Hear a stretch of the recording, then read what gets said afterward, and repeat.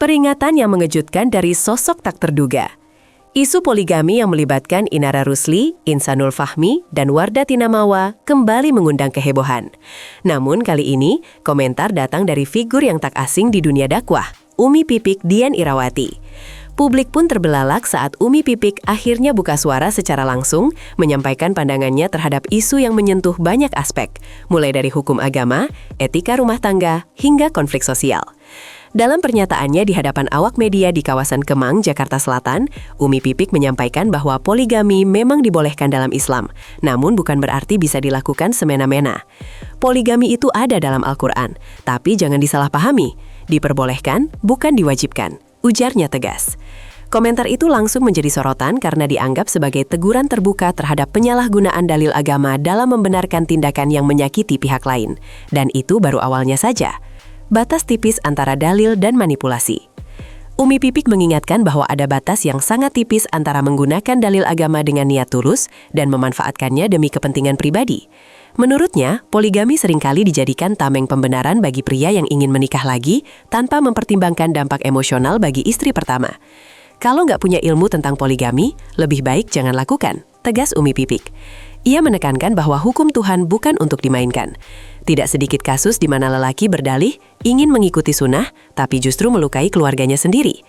Umi Pipik menyindir bahwa bukan ayatnya yang keliru, tapi niat di balik pelaksanaannya yang sering salah arah.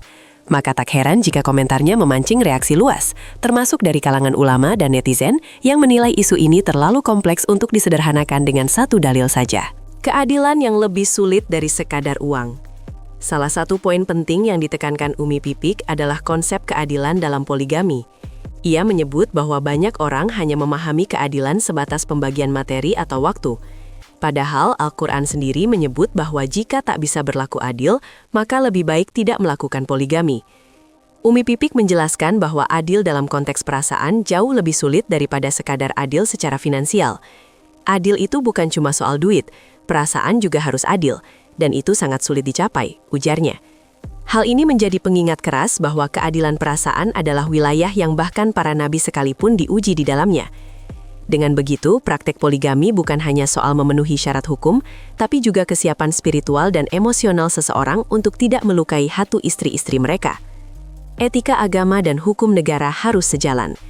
Dalam komentarnya, Umi Pipik tak hanya bicara dari sisi agama, ia juga menyinggung soal etika dan aturan negara yang berlaku. Menurutnya, izin dari istri pertama bukan hanya syarat moral, tapi juga bentuk penghormatan terhadap manusia lain yang telah menjadi bagian hidup suami selama ini. Kalau mau poligami, ya minta izin. Jangan main sembunyi-sembunyi, itu menyakiti, katanya. Dalam konteks hukum Indonesia sendiri, praktek poligami tanpa izin istri pertama bahkan bisa berbuntut konsekuensi hukum. Dalam kasus Inara Rusli dan Insanul Fahmi, muncul kecurigaan publik bahwa pernikahan mereka dilakukan tanpa sepengetahuan istri pertama, Wardah Tinamawa. Kondisi ini menjadi pemantik konflik panjang, bahkan sampai ke ranah pelaporan polisi. Dan disinilah letak ketegangan utamanya. Wardah Tina tak pernah diikut-sertakan. Kasus yang menyeret nama Inara Rusli dan Insanul Fahmi memang berliku. Istri pertama, Wardah Tinamawa, mengaku tidak pernah mengetahui pernikahan siri suaminya dengan Inara. Wardah Tina bahkan melayangkan laporan resmi ke polisi dengan dugaan bahwa sang suami dan Inara melakukan perbuatan yang melanggar hukum pernikahan. Ia merasa dikhianati dan tidak diberi kejelasan status hukum. Kondisi ini menjadi lebih rumit karena publik melihat bahwa Inara sempat menyatakan bahwa dirinya tertipu, mengira Insanul adalah duda. Tetapi yang paling mengundang simpati adalah posisi Wardah Tina yang merasa menjadi korban dari praktik poligami tanpa transparansi. Kalau saya tahu sejak awal, pasti saya akan minta penjelasan, ujarnya dalam salah satu wawancara. Dan semua ini terjadi karena absennya komunikasi terbuka dalam rumah tangga. Nara berbalik arah, netizen bingung. Setelah sempat menyatakan bahwa ia merasa ditipu, Inara Rusli membuat keputusan mengejutkan. Ia mencabut laporan polisi terhadap Insanul Fahmi. Langkah ini sontak menimbulkan tanda tanya besar di kalangan publik. Banyak yang mempertanyakan apakah keputusan itu murni keinginannya sendiri atau ada tekanan dari pihak lain. Dalam pernyataannya, Inara mengatakan bahwa ia ingin menurut kepada suaminya dan berharap semua bisa damai. Namun pergeseran sikap ini justru memunculkan polemik baru.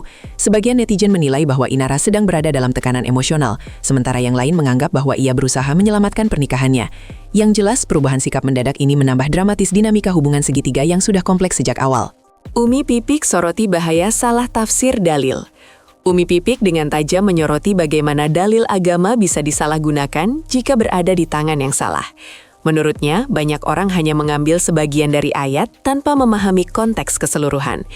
Ia menekankan bahwa hukum Islam tidak bisa dipotong-potong sesuai kepentingan. Al-Quran itu petunjuk, bukan alat untuk menjustifikasi nafsu, ujarnya. Pernyataan itu jelas ditujukan untuk mengingatkan umat agar tidak sembarangan menggunakan nama Tuhan dalam keputusan pribadi, terutama yang menyangkut kehidupan orang lain. Dalam kasus ini, Umi Pipik seolah ingin menunjukkan bahwa jika poligami dilakukan dengan cara yang keliru, maka dampaknya bisa sangat destruktif. Tidak hanya bagi keluarga yang terlibat, tetapi juga bagi masyarakat yang menyaksikannya. Jangan asal sebut sunnah tanpa tanggung jawab. Salah satu bagian paling menggelitik dari peringatan Umi Pipik adalah sindirannya terhadap orang-orang yang mengaku menjalankan sunnah Nabi, padahal motifnya tidak murni. Ia menyebut bahwa banyak pria berdalih poligami karena mengikuti jejak Rasul, tetapi justru gagal dalam meniru akhlak dan tanggung jawab beliau. Kalau mau ikut Nabi, ikut juga tanggung jawabnya, bukan cuma poligaminya, ucapnya. Dalam konteks Inara dan Insanul, publik mulai mempertanyakan apakah keputusan mereka benar-benar dilandasi oleh niat ibadah atau sekedar keinginan emosional. Pesan ini menjadi peringatan keras bahwa membawa-bawa nama agama bukan hanya berisiko menyesatkan orang lain, tapi juga bisa merusak citra ajaran yang suci. Wardatina belum maafkan, luka terlanjur dalam.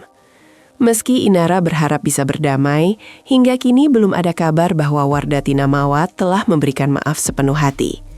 Beberapa sumber menyebut bahwa luka yang dirasakan oleh istri pertama masih terlalu segar dan dalam. Ia merasa dikhianati dari dua arah, dari suami yang diam-diam menikah lagi, dan dari perempuan lain yang kini justru mengaku tunduk kepada sang suami. Reaksi publik pun terbagi. Ada yang mendorong Wardatina untuk move on dan memaafkan, tapi tak sedikit pula yang memvalidasi haknya untuk merasa sakit dan menuntut keadilan. Semua ini memperlihatkan bahwa poligami, jika dilakukan tanpa etika dan kejelasan, tidak hanya menimbulkan konflik rumah tangga, tapi juga trauma emosional yang panjang. Peringatan untuk semua, bukan hanya Inara. Pernyataan Umi Pipik bukan hanya ditujukan kepada Inara Rusli atau Insanul Fahmi. Lebih dari itu, ia ingin menyampaikan pesan universal, jangan main-main dengan hukum Tuhan. Poligami memang ada dalam agama, tapi tidak untuk dijadikan alasan menyakiti pasangan. Dalam situasi yang terjadi antara Inara, Insanul, dan Wardatina, publik melihat bahwa batas antara syariat dan ego pribadi sangatlah tipis. Oleh karena itu, Umi Pipik mengingatkan bahwa jika tidak siap secara ilmu, emosi, dan tanggung jawab, lebih baik jangan melangkah ke jalan yang akan menyakiti orang lain. Dan itulah akhir dari peringatan yang kini menyentak hati banyak orang di luar sana.